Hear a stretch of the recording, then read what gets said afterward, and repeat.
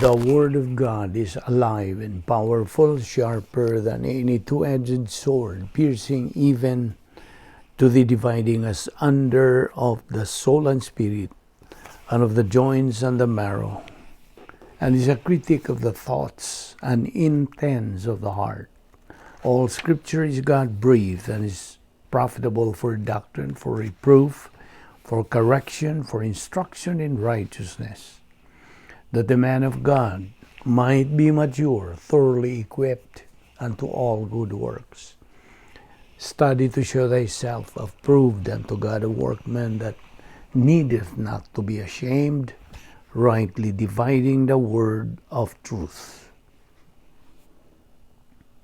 Romans 15:13, Now may the God of hope fill you with all joy and peace in believing, that you may abound in hope by the power of the Holy Spirit. Hebrews 13:5-6, Let your conduct be without covetousness.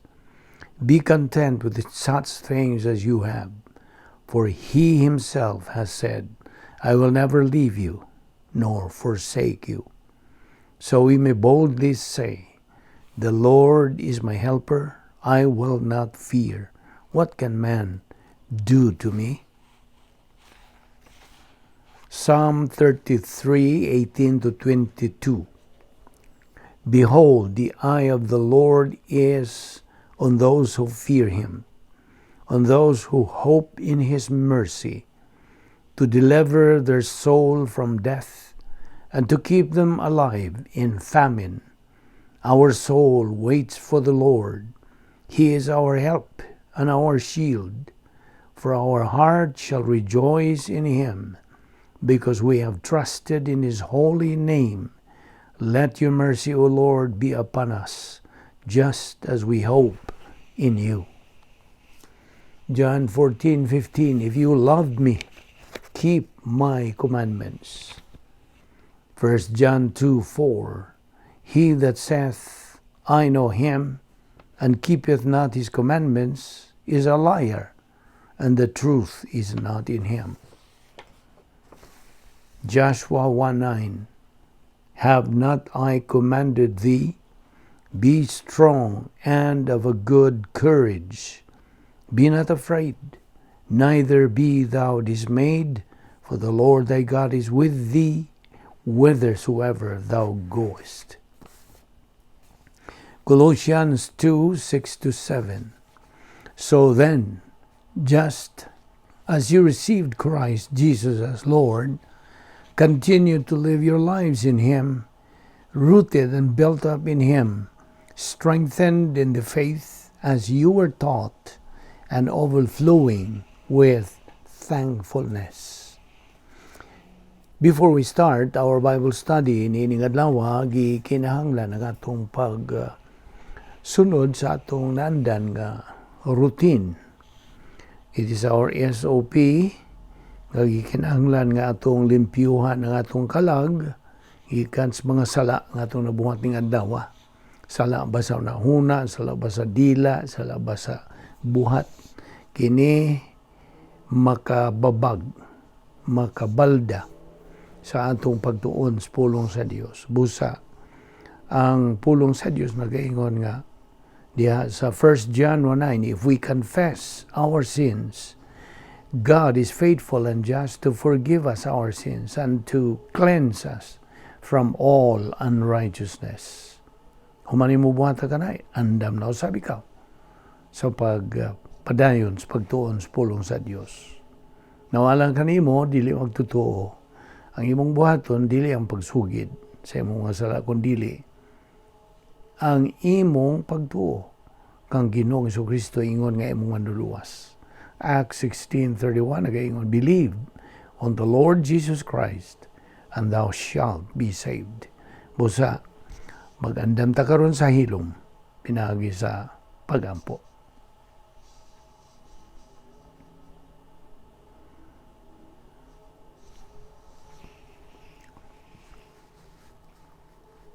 Let us pray. Bala na mo nga Dios, nagapasalamat kami kanimo nining lain sa mga adlaw. nga imong gipadangat kanamo nga buhi pa kami nining among lawas askil pa nga among panlihok ug napay kalantip sa among pangunahuna kini gumikan lamang sa imong gugma, imong kaluoy, imong kortesiya o sa imong grasya.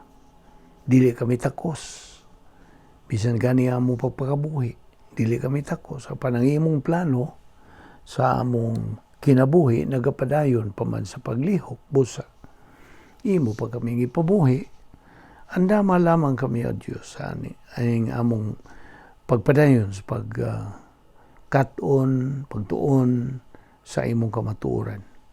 E mao lamang kini ang among patukuranan o among sumbanan, among subayon aron kami makatuman sa protocol nga plano sa among tagsa-tagsa kag kinabuhi ingon nga imong mga anak. Tangtang nga mga babag niya ning among hunahuna karon nga among ibilin dito sa gawas kining maong mga tawhanon, mga kalibutanong pangunahuna aron kami makapunting lamang sa imong igatudlo kanamo ni ining adlaw pinagi sa ministry of God the Holy Spirit. This we ask in Jesus Christ, our Lord and Savior. Amen. Well, may adlaw sa tanan nato nga mga kahigalaan, atong mga suki na atong mga subscribers. Ini nga atong ministry through the YouTube. Og sa atong mga igsuon, by the way. Igsuong mga magtotoo. Aniya na usab kita og niya kita'y bag-o karon nga pagtulunan nga atong tunan o atong pagduputan sa pagtuon. So let's have an open mind as usual nining atong daily Bible study adlaw-adlaw. Okay. Ang title ning atong paghisgutan usab karon mao kini. Profile of a mature believer. Okay? Unas tanan. Kitang mga magtotoo, I am addressing this to our fellow believers. Mga magtotoo, mga anak kita sa Dios na hiusa na kita kang Ginoong Jesucristo hangtod sangtod, kita luwas na, mga Kristohanon kita, mga magtotoo, mga namatarong na sa tubangan sa Dios, o siliyuhan na kita sa Espiritu Santo, o isipan na kita sa kinabuhing dayon, ang atungan gisuwat na dito sa libro sa kinabuhing dayon sa karnero, the Lamb's Book of Eternal Life, o uban pa. So di natataga dinhi nining kalibutan na, although we are here in this world, but we are not of this world. Kay teritoryo manisa nagunang kaaway sa Dios nga si Satanas, o mga sistema nining kalibutan na iyahaman busa tambagan kita, gipasidanan kita, kanang pahimangnuan kita sa pulong sa Dios nga mangandam kita sa atong kaugalingon. Ingon nga mga anak sa Dios, ingon nga mga sundalo ni Ginoong Jesucristo nga andam kita, shield ourselves, the armor of the Word of God. Mao na nga sige gitagtuon sa pulong sa Dios sa daw. Aron sa ingon niya na ang dugang o daghan maximum amount of Bible doctrine will now circulate in the stream of our consciousness. Ingon nga mga Kristohanon. O kini nga itong gitunan karon, profile of a mature believer, nagahatag kinig impasiya. Unsa ang atong katungdanan o papel ingon nga mga anak sa Dios. Naituyo ang Dios nga nung gipabuhi kita ning kalibutan na. Ayaw na kalimti. God has a purpose. God has a plan nining atong pagkinabuhi karon. Life is meaningful with the Word of God. But without the Word of God, it's meaningless. So mo ka na ang makita na itong prinsipyo nga, well, the most popular principle that we learn from the Word of God is this, that life is fabulous with Bible doctrine, but miserable without it.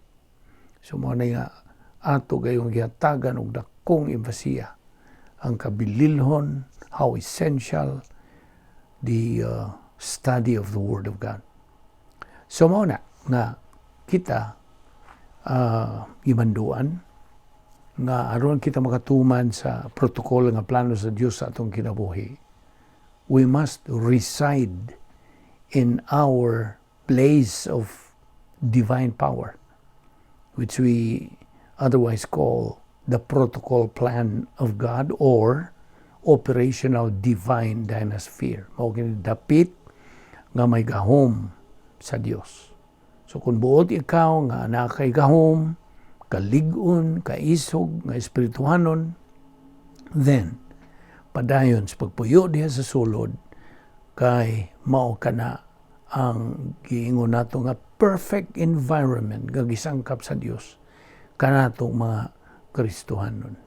If we want to live a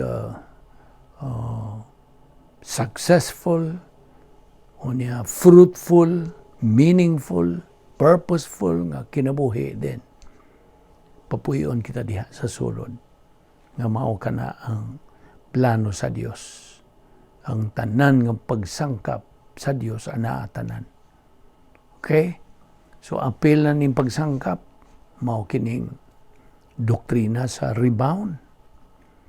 Mahinungdanon gyud ka. In fact, that's the number one problem-solving device nga gisangkap sa Dios kanatong mga magtotoo.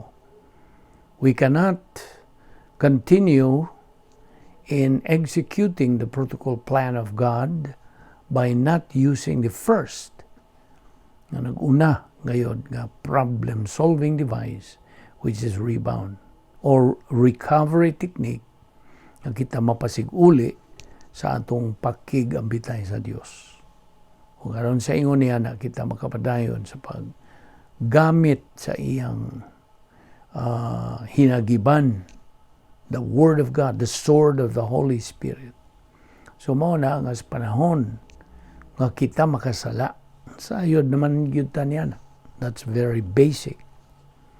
Nga sa dihang makasala kita bisag unsa kagamay sa sala, mahigawas gayo kita sa pagkigambitay sa Dios. We get out of our fellowship with God. And God is going to discipline us. Kaya anak man ta niya. Disiplinahon man gyud ang tinuod gyud mga anak. You see, God's discipline unsa may tuyo gyud niining disiplina sa Dios. It is to motivate pagdasig sa magtutuo to recover residence in the operational divine dynasphere. Now, ang Dios mo disiplina lamang sa iyang mga anak. He only disciplines His children, not those who are not His children. Ang dili niya mga anak, mao katong mga dili magtutuo. They are not His children. God has nothing to do with them. And these unbelievers have nothing to do with God. Sabtagi na. Kaya nahimulag man ang tao. Mikan sa itong napanunod nga pagsupil sa una na itong ginikanan, si Adan o ang babae. So manang na panunod na to ang ilang pagkalaglag o mao nga ana nakita kinaiya makasasala nga gidugang kana sa pagka patay spiritual sa tao. You see? Nainundong ka pa ba itong formula? AOS plus OSN equals spiritual death. Adam's original sin plus old sin nature equals spiritual death. So, kung balikon nga ang Dios mo disiplina lamang sa iyang mga anak, dili kadtong dili ni mga anak. Of course, uban diyang magpilosopo nga mga di magtotoo mo ingon sila gamita. Dili di mi disiplinahon. Kami mga di magtotoo. Dili lagi mo disiplinahon. Apan hinukman naman mo. You are already judged. You see mo, nagka-pait diha, nagka-diferensya. Okay. Kay kini ra bang disiplina sa Dios? Dunay ingnon ta gibugaton. Is that the right Visayan word? Degrees or intensity sa disiplina sa Dios. Ang nag-una ni warning. Pasidaan na daan. Ikaduha, intensive. Grabe-grabe na, bugat-bugat na. Ang ikatulo, maximum discipline. Bugat na gyud ka ng disiplina ha. And in fact, that's the ultimate nga disiplina. Maximum na god. Okay? So warning. Mutuktok ang Dios. Anak, malik. Malik dito sa dapit nga naay akong gahom. Operational Divine Dance Sphere. Pan kung dili gyud patuo, dili siya mogamit sa grasya nga pagsangkap sa Dios nga mao ang rebound din. Ang sunod sa warning, intensive na. Bugat-bugat na. Okay? Ug di pagyud mo patuo ang maong magtutuo anak sa Dios, dili kay intensive na, maximum na. Ug ang equivalent ni maximum mao na ni ang gitawag sa doktrina nga sin unto death.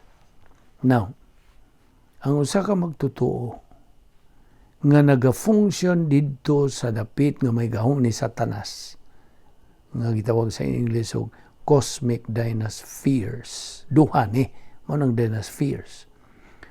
Cosmic dynasphere 1, which is arrogance complex, o cosmic dynasphere 2, which is hatred complex. So, a believer functions in these two CDs when he is out of bounds. Naigawas na siya sa pagkikumbitay sa Diyos. Out of bounds. Thus, ang Diyos mo disiplina kaniya to warn him to wake up to his right senses as a believer. Now, a believer should function in his Christian way of life in bounds. Otherwise, the referee nga mao ang hustisya sa Dios blows his whistle to warn us. Na mo tawag sa atong attention. Will call our attention ang referee. So, ayaw kalimot niya itong definition sa Christian way of life. Remember, it is a supernatural way of life. And as such, it requires a supernatural way of execution. We should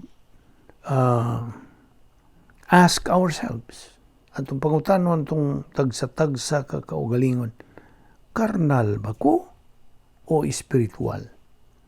Kay duha raman ka kondisyon ang may aguman sa magtotoo, karnal ba siya o espiritual? Kasi depende sa iyang gipili nga mao'y modumala siyang kinabuhi. Kung iyang pilion ang kinaiyang makasasala nga modumala siyang kinabuhi, then he is carnal. And then, kung siya positibo, nagapili siya sa gahom sa Espiritu Santo, pinaagis paggamit sa mga pulo nga iyang nakatunan o iyang gituuhan, iyang nakiyang gamiton siyang kinabuhi din, dili na siya karnal, espiritual. Kasabot ka? So duhara ka kahimtang ang iyang pilian, to be carnal or to be spiritual. Now, so remember that it's the Holy Spirit who makes doctrine vivid, klaro, tinaw, tataw, lucid, So it's God, the Holy Spirit, who makes this doctrine that we are learning, we're studying, to be vivid, clear, and lucid sa matag magtotoo nga nagatuon sa pulong sa Dios. Now, we have to be faithful in studying Bible doctrine. Magmatinumanon kita, matinuoron kita, so we have the things to remember in applying in life. To be a winner in life. Mao man kani atong tumong ingon nga mga magtotoo, to be a winner. Now, what makes us remember things always? Unsa man? Tubag, inculcation pinaagi sa repetition. You see? Inculcation through repetition. Buot pasabot Visayan ini, ang pagsinilsilay pinaagi sa pagbalik-balik. Na imong natikdan nga kini nga tong matang sa pagtudlo sa pulong sa Dios pagtuon ini gabalik-balik. Right? Gani ang uban may yan sila kay pulaan na mo ko niya na. Well, o tayo mahimo. Wa ko'y mahimo. Dili na ko mo react o kanang mo sinta, mo ba din saya. Di na ko mo sinta niyan tong mga negatibo. Kaya negatibo man yung magtotoo mo ingon niya na. Ang balik-balik na, gipulaan ako. Ano ba lain niya na? O tayo mahimo. This is part of the mechanics of learning the Word of God. It is inculcation through repetition. So, you develop the memory pathway. Kay ang yawi ning tanan, mao man ang pagsilsil. Right? Inculcation is the key. Ninumdum ka ba ni Pablo nga nagaingon siya nga dinha siya ay tunok sa iyang unod, the thorn of the flesh.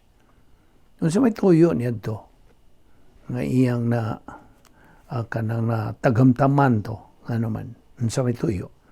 The purpose of that thorn of the flesh was to pressure him not to become arrogant. Na kanang piit siya nga di siya mapasigarbohon o di siya mapahitason o pagka-arrogante. Okay. He even failed. Kini si Pablo napakyas ko siya to face it. Kaya dihang miampo siya kapila. Miampo siya katulo kay higayon. He prayed 3 times nga unta tangtangon katong gitawag nga thorn of the flesh. Tangtangon sa Dios. Sa may gitubag sa Dios. Instead, God instead replied him, Paul, my grace is sufficient for thee. Na. So, ang pag-antos alang sa pagsuway is beneficial to us. Ingon nga mga magtotoo. We should treat kining suffering not as an enemy but a friend. Now, tingali mo, sinta na pong uban, yung grabiha po na. Mura man di katuuhan. Well, di na lang kung mo react niya na pagkasultiha. Mupahiyom naman lang yung ko. Therefore, suffering for testing is beneficial to us believers. Kaya ang atong common objective is pleroma. Inumdum ka sa pleroma? Gikan mo guni sa original nga pleroo, to fill up. Okay? Stage in life kining pleroma. Ang kinis kinabuhi, ang taas-taas na, hataas nga kanang dapit. The high ground. Now, hati man itutuod ning prinsipyuha nga may kalabutan ning inculcation through repetition nga ang kapaspason sa atong pagkat-on kinahanglan mulabaw pa sa kapaspason sa atong pagkalimot. Sa in English, which is clearer, the rate of learning must exceed the rate of forgetting. Na, sabot-sabot na kita niya na. So, gikinahanglan nga atong himuon ang gnosis doctrine ngadto sa epinosis doctrine. Gnosis means knowledge, epinosis means wisdom. Kaalam na. Gikan sa gnosis, which is kahibalo lang, academic knowledge. Once you believe in what you are learning and studying, then God, the Holy Spirit, kanang moves, mulihok na siya sa iyang ministry, nga iya gyud ang himuon nga lucid, clear, unsa pa, tataw, tinaw kana sa imong kanang kalag. So, nahimo ka ng epinosis. Epi means over and above. Labaw pa sa kahibalo. So, karon kaalam na. We have to memorize but metabolize it. Di lang kay kutob lang ka memorize niya na. Yes, daghan sa itong mga isong mga magtutuo nga lihiro kining mga sag-o sa mga bersikulo, kapitulo, sag-o yun nila. Okay. That is not the kanang bottom line. It is unsa nga ma-metabolize. Dili lang kay to memorize but to metabolize. Kaya ang Diyos Espiritu Santo nga maoy mo himong tataw sa doktrina, make it real for us, to make it work in our life. You see? Doctrine works. Tingali na uban mo inyo, wa man mo salir ang doktrina. Well, there's something wrong. That means, dili na metabolize doctrine. Sabot? So, long-term memory requires repetition. Di man na. May nungdanon yun kini pagbalik-balik kini kay mao ni gikinahanglan sa long-term memory. Kay gikinahanglan man ang pagbalik-balik. Unsa man gyud hinungdan nga atong balik-balikon? Aron mahinumduman? No. Dili na mo'y hustong tubag. Atong balik-balikon ang atong pagtudlo dinhi pagtuon sa pulong sa Dios aron dili na makalimtan. Sabot? So that's the reason for repetition. Kay atong ibasihan kini sa rate of learning to exceed the rate of forgetting. Now, we have to be consistent. We have to be persistent in taking in the post-salvation epistemological rehabilitation. Kay lagi, na po ng pulong nga lagi, sinilsilay kining atong pagtuon sa pulong sa Dios. Dili yun masilsil kung di ni mo balik-balikon, di ni mo kanang subli-sublion, review, discuss it again and again and again. Ang mahimo na gyud ang second nature sa imong kinabuhi. Sabot? Hinumdumi. We cannot apply what we have not learned. Gusto? Basic logic na. So, dili kita makagamit sa unsay wa nato makatuni. Believers only go to emotions when they have nothing in their soul. Namuna. Kaya wa may sud sa ilang kalag, then, ang ilang gamiton, ang ilarang pagbati. Now, timani, ato naman po nang pasabot kanimo nga ang pagbati, our emotion, has nothing to do with our spiritual life. Nothing to do. See? Unsa may, what has everything to do sa atong Kristohanong pagkinabuhi? It is our mind. Ang kondisyon o kahimtang sa atong panguna-una. So, dili ta mo gamit sa atong pagbati, kundi dili ang atong huna-huna. Narabito na human viewpoint na gayon, let your mind, don't let your heart rule over your mind. Nanana, mabut pasabot niya na, ayaw pariya ka ng imong pagbati over sa imong panguna-una. Panguna-una, yun bulabaw. Gusto? So, mauligin subo gyud palandungon nga a big majority of our fellow believers today, wala gyud alamag. They have no clue whatsoever, no knowledge of Bible doctrine. Nga naman? Well, natural ang tubag niya na, iyano kayo. Wa man lagi sila ay gana. Negatibo man sila. Way gana, way gugma, way kainit, way pagpanumbaling, way kadasig sa pagtuon sa pulong sa Dios. Therefore, kung naanay mo kanang mo imbitar nimo og tender og Bible study nga sama nini adto ta mo maminaw ta nining ministry Bible study through the YouTube, maminaw ta. Mula yun man lang sila balibad nga awa ako'y panahon na busy ko kayo. Kamura. You see? Kaya negatibo man. Lain man sila mga pasiuna. Lahi sa imong pasiuna kung ikaw positibo ngadto sa pulong sa Dios.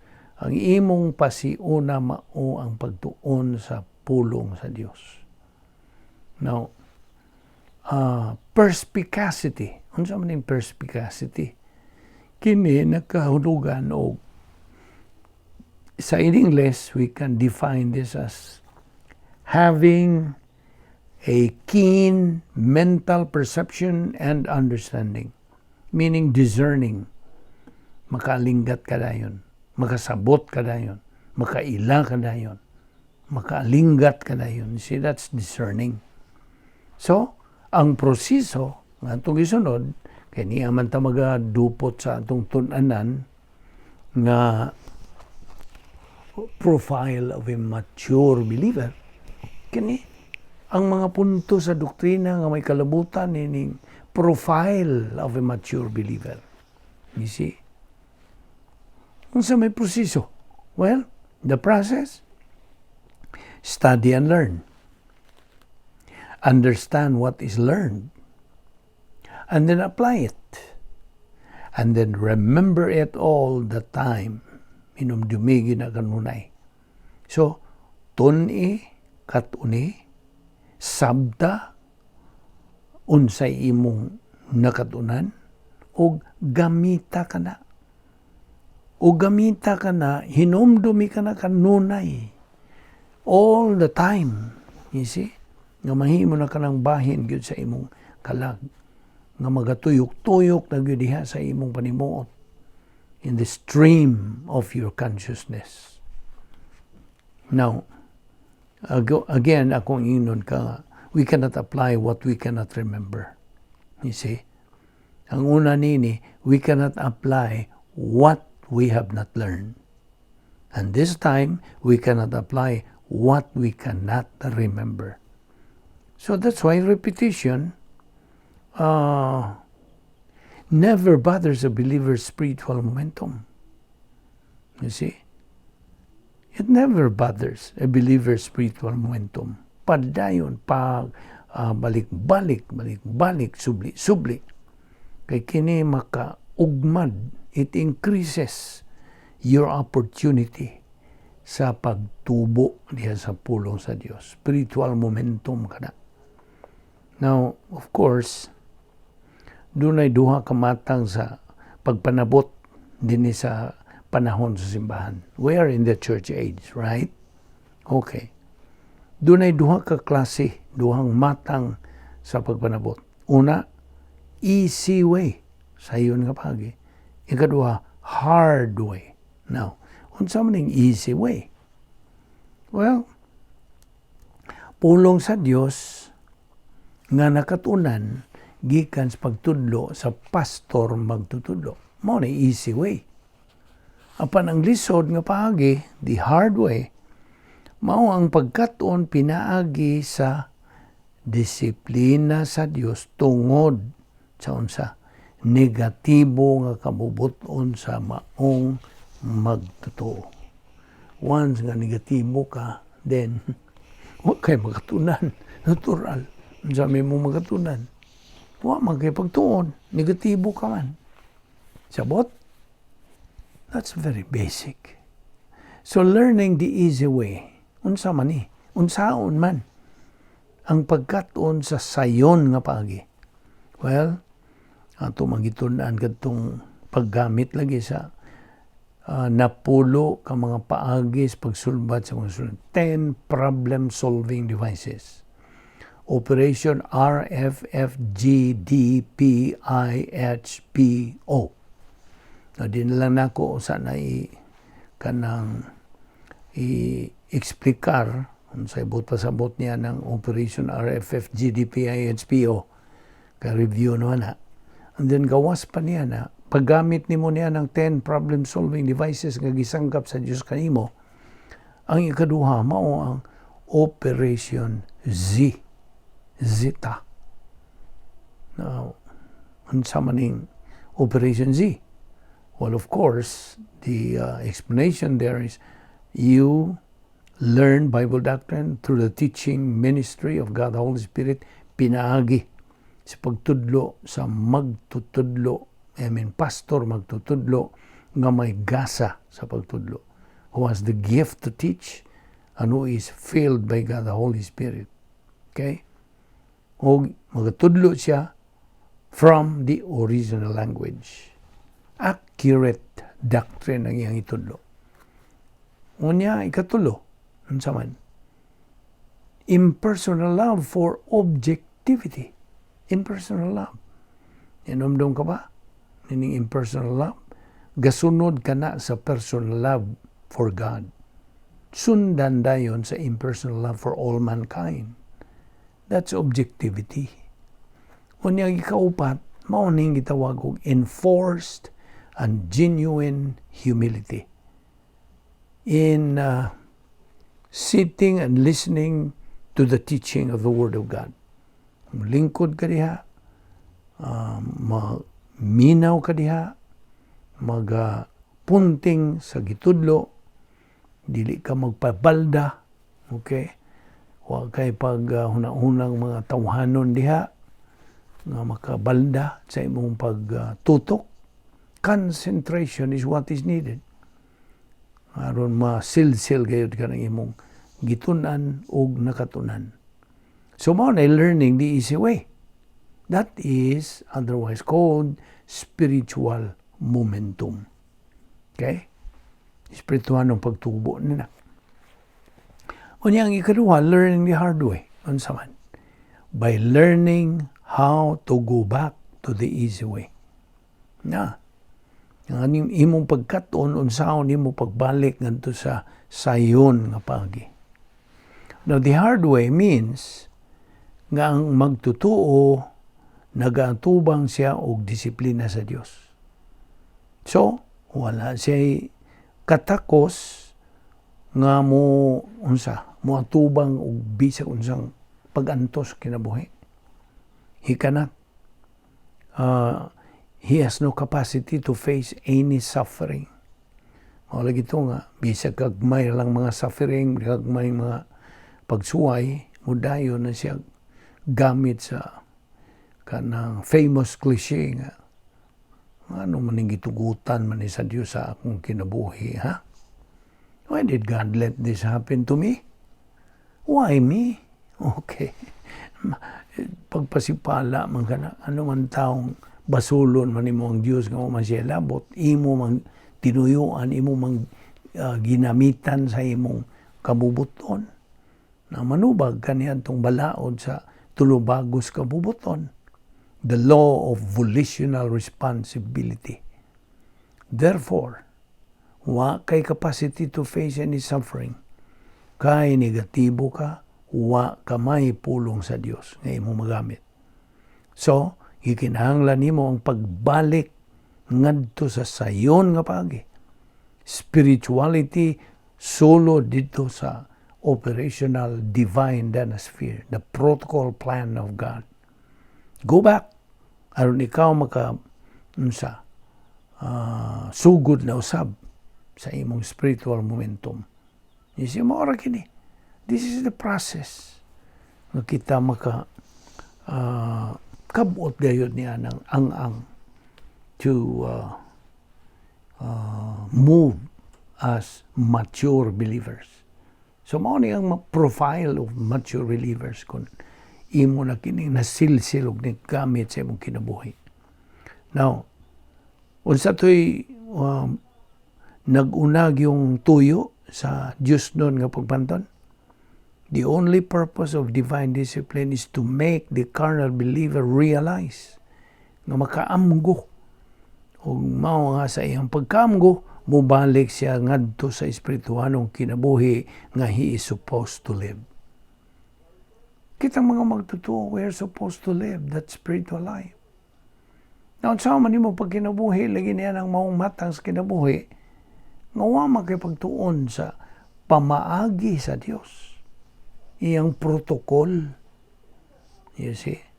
Protocol is a famous word karong panahon na labi na nining atong giagian nga pandemya, global ngayong pandemic nga na mga protocol, health protocols na imong sundon.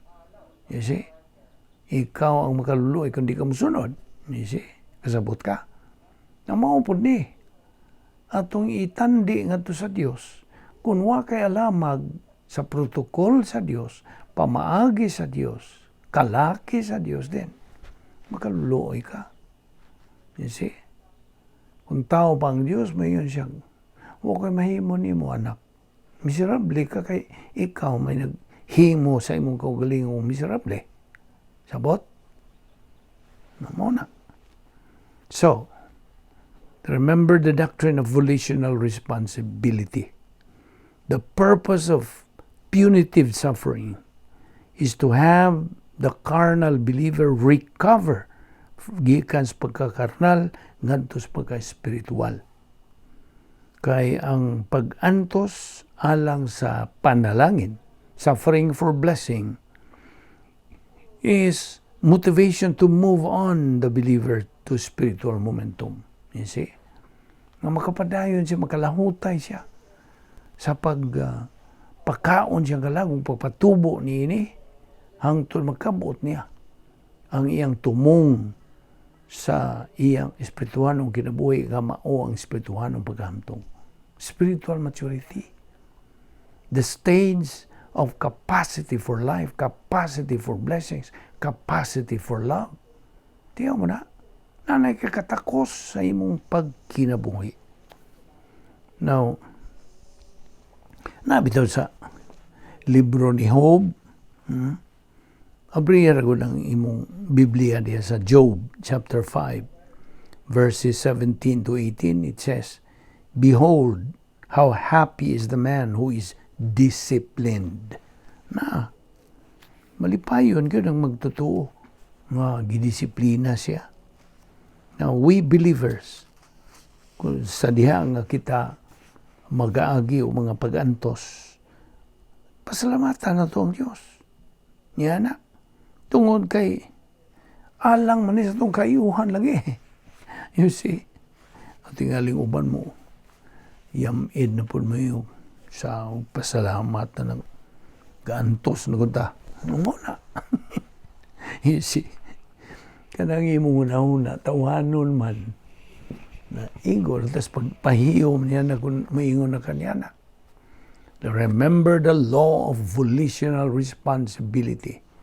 Kining maong balaod sa tulubagon sa kabubuton, nagsugod gyud dito sa hardin sa Eden.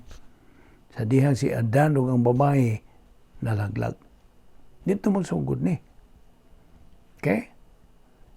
When a believer is in the Sidis, diya sa cosmic dynaspheres, he is divorced from reality.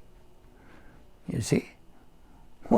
Huwag siya sa kamatuuran o huwag siya diya sa katinuuran from reality. No, karon ang usa ka karnal nga magtutuo. Kung anong na karnal? Tungod siya ang pagpagkasala, paglunang sa sala, tuwan siya magpuyo sa dapit nga may gahom ni Satanas, Sidis 1 and 2. So, he is now a reversionistic believer.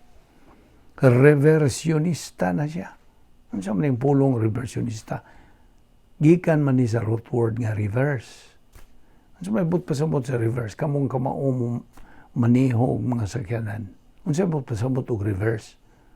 Atras, right? Reverse. na gitandi kining reversionism sa usa ka magtotoo. Ha? Ang kining reverse ba?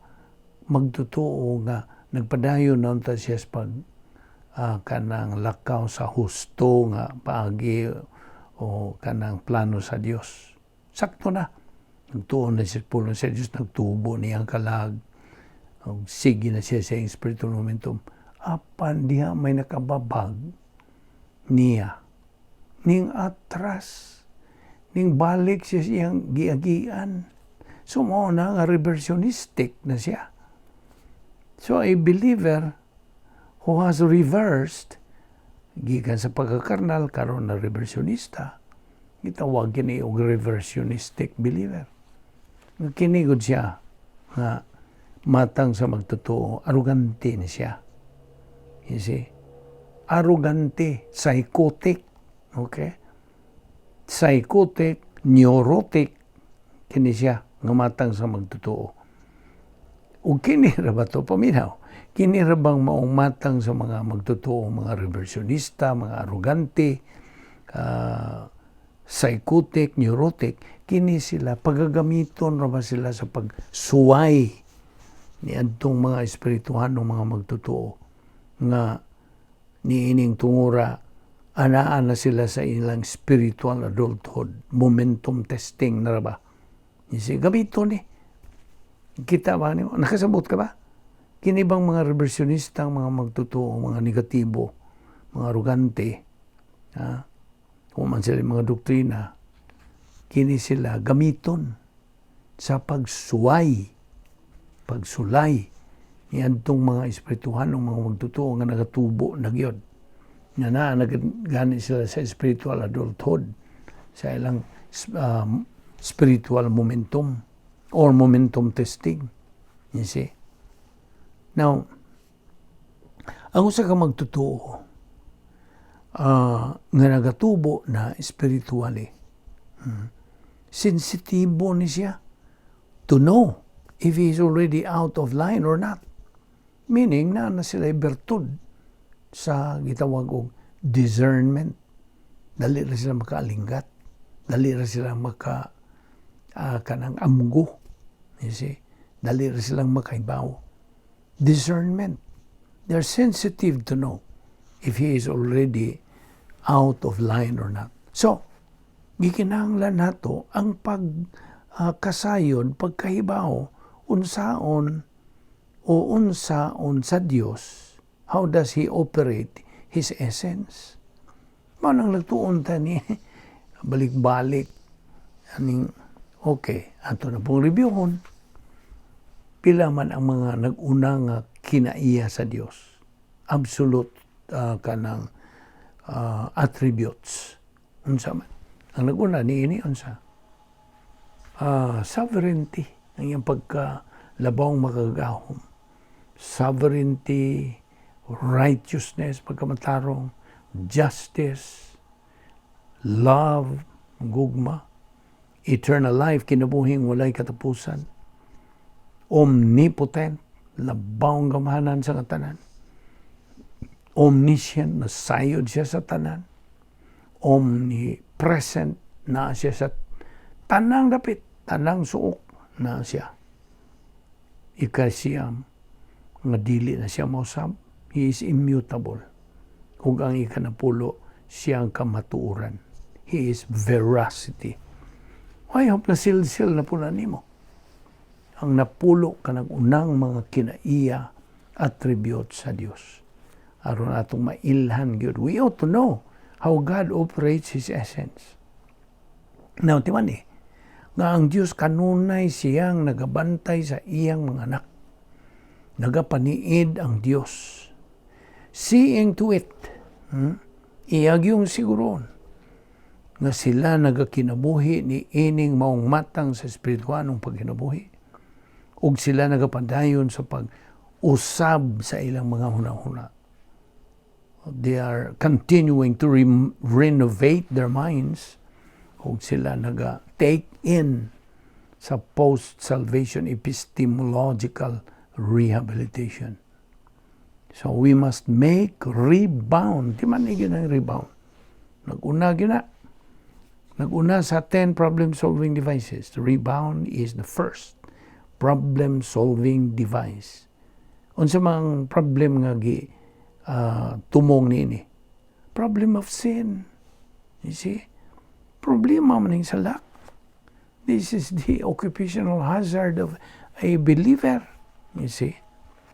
So therefore, we must make rebound a second nature to us as a means to hold on to God's spiritual power.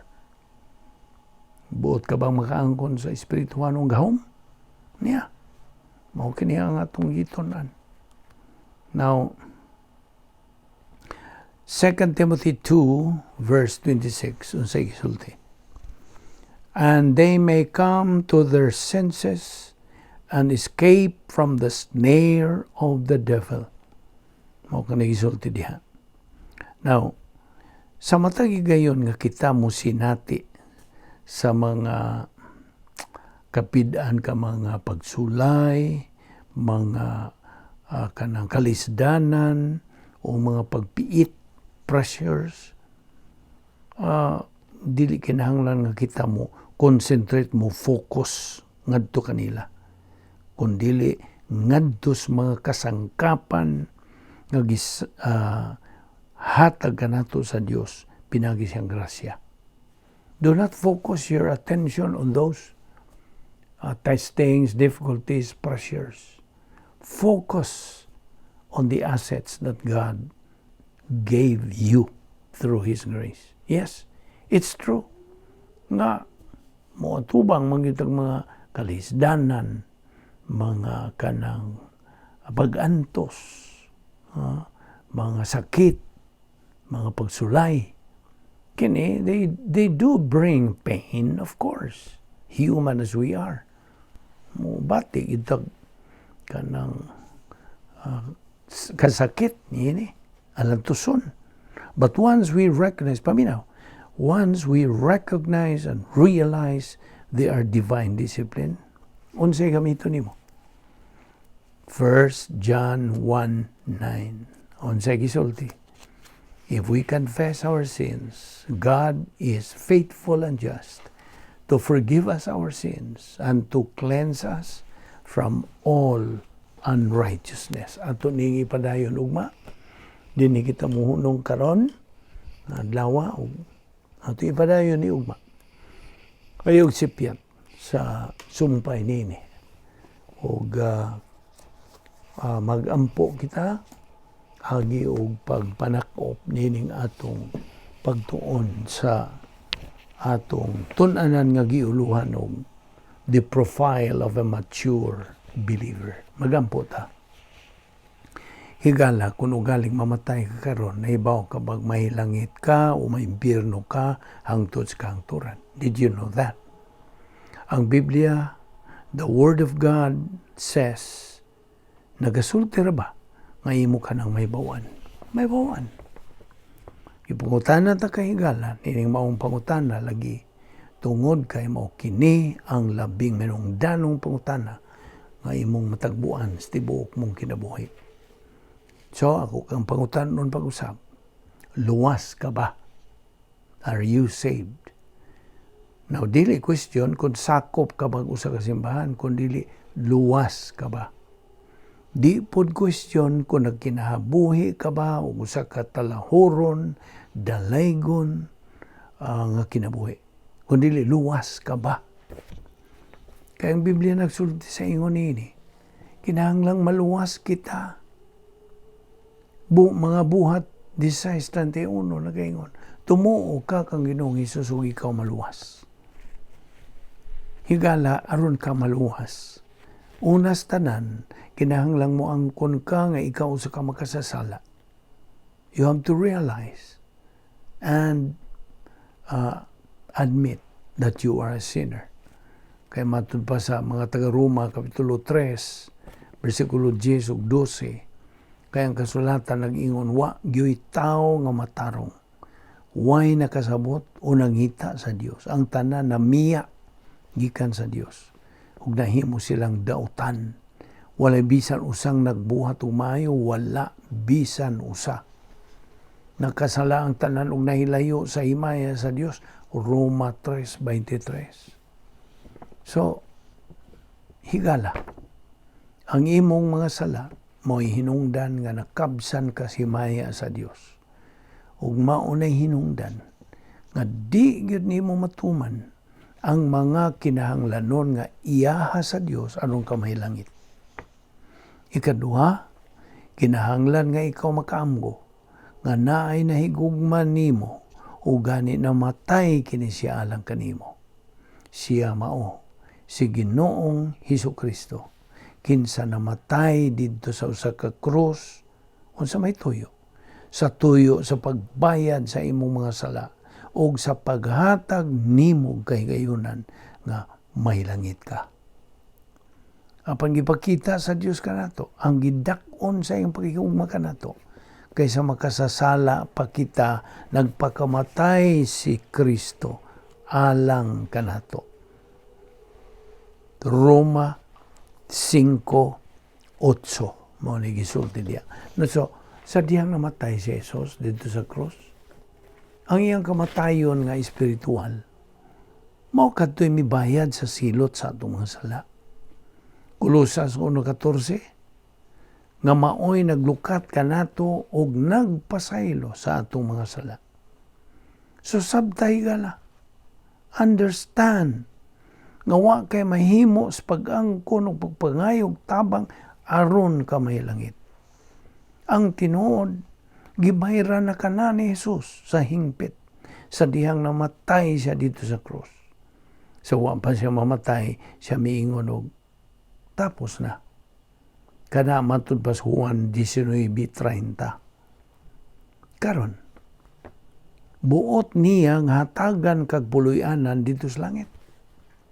Ang gasa sa Dios maong kinabuhing walay katapusan nga anak kang Kristo Jesus nga atong Ginoo. Roma 6:23. Higala. Kung muluwas si Jesus kanimo, dayon na raba kana. Wa si Jesus magpabiling patay.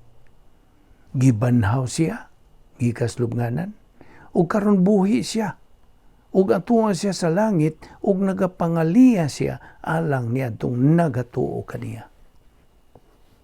No, gitudlo ko kaninyo ang akong nadawat nga mahinungdanon kaayo. Kini mao nga si Kristo namatay alang sa atong mga sala, sumala sa naisulat sa kasulatan.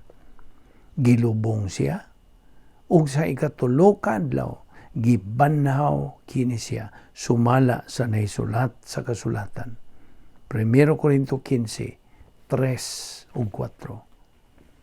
Matud pa si Brohanon 7:25 ug busa, makahimo siya karon ug sa gihapon sa pagluwas kanila nga moduol sa Dios pinagi kaniya kay buhi man siya hangtod sa kahangturan aron pagpangaliya sa Dios alang kanila.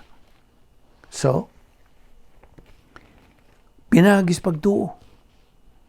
Dawata sa Ginoong Kristo. Pagtuo lamang. Si Jesus namatay aron sa paghatag og kinabuhing way katapusan. Ngadto ni bisan kinsang mutuo kaniya. Inoon, bisag unsang gasa kanang gasaha wa gyud bili hangtod nga imo kanang dawaton. Gusto? Ang Juan 1:12 nagingon, apan katong midawat tong misalig kaniya, gihatagan niya sa katungod nga mahimong mga anak sa Dios. Ang Biblia nagasulti nga ikaw maluwas pinaagi lamang sa pagtuo. Ug wa na bisag unsa pang ikadugang niya na wala ug wala na. Ang Episo 2:8-9 na kanayon. Kay pinaagis pagtuo na luwas kamo tungod sa grasya sa Dios. Dili gini inyong buhat, kundi gasa kini sa Dios. Busa wala makapasigarbo niini sanglit, dili man kini bunga sa inyong mga paningkamot. Di man ni pagayo nga ang bugtong pagtuo nga nakaluwas kanimo mao ang hingpit nimong pagtuo kang Ginoong Kristo. Now this is addressed to believers. Tumuo ka kang Ginoong Hesus ug ikaw maluwas. Mga buhat 16:31. So sabtay higala, ang pagtuo lamang kang Ginoong Hesukristo lamang maong bugtong paagis kaluwasan. Wala na'y uban pa. Wala na. Kay duha ray imong kapilian higala. Mutuo ka ba kang Kristo, ingon nga imong manluluwas o ikaw maluwas. Or, musalikway ka ba kaniya nga manluluwas o ikaw mahinukman. So, pili, higala. Ang pansabta, ang gisulti sa pulong sa Dios diha sa Juan 3:18 nga nagaingon, ang dili mutuo mahinukman ang daan. Tungod kay wa man siya mutuo sa ngalan sa bugtong anak sa Dios.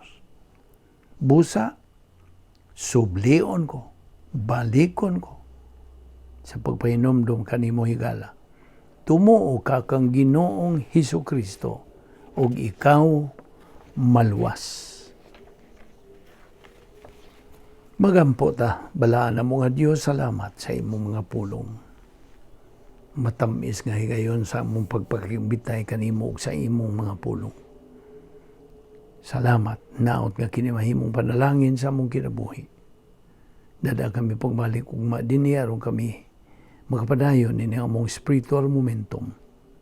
Kining tanan among gipasalamatan sa ngalan ni Ginoong Hesukristo, among bugtong manluluwas. Amen.